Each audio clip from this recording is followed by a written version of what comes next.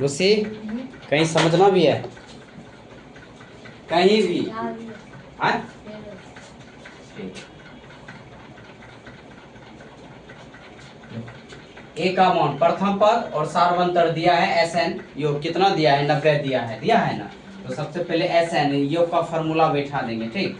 n/2, 2 का मान 2 का 2 होगा, a का मान कितना है 2 हो गया, यानी a का मान 2 हो गया, n का मान कुछ नहीं है n-1 और d का मान सार्वंतर कितना है 8 है, 2 दूना 4, n-1, 8 को n से गुना करेंगे 8n, और माइनस और प्लस क्या होगा, -8 को 1 से गुना करेंगे 8, ठीक है। -8 में +4 गया तो कितना हो गया -4। अब क्या करेंगे, देखो इसको गुना में ले आए थे इसलिए 9 दूना 18 यानी 90 गुना 2 180 आ गया। n को n से गुना करेंगे n² यानी 8n², minus plus plus minus minus और 4 के n से गुना करेंगे 4n। अब ये बराबर देखो इस तरफ आ गया तो क्या हो गया माइनस हो गया ना।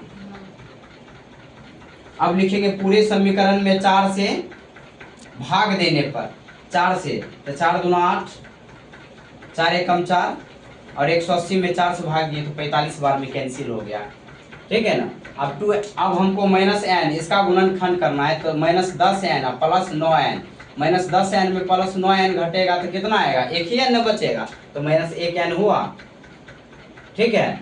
अब देखेंगे तो 2n क्या 2n² है तो एक 2n कॉमन ले लेंगे यानी 2n कॉमन ले लिए तो n-5 क्या बच गया यहाँ n और -5, n को n से गुना किए n², 2 को n से तो 2n² और 2 5 जा 10 यानी 2 पचे 10 गुना n तो यानी 10n।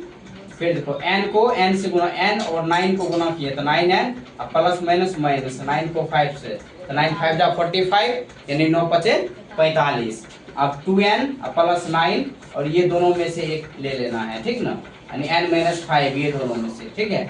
अब 2n + 9 = 0 और 9 - 5 = 0, 2n ये प्लस इस तरफ आया तो माइनस और ये माइनस इस तरफ आया तो प्लस हो गया। अब ये दोनों क्या है गुणा में है तो भाग में लाएंगे -9/2 और 9 = 5, ये प्रूव हो गया मान, ठीक ना। पर ये ऋणात्मक में इसलिए n का मान ये नहीं ये होगा क्योंकि ये धनात्मक पॉजिटिव में है, ठीक ना।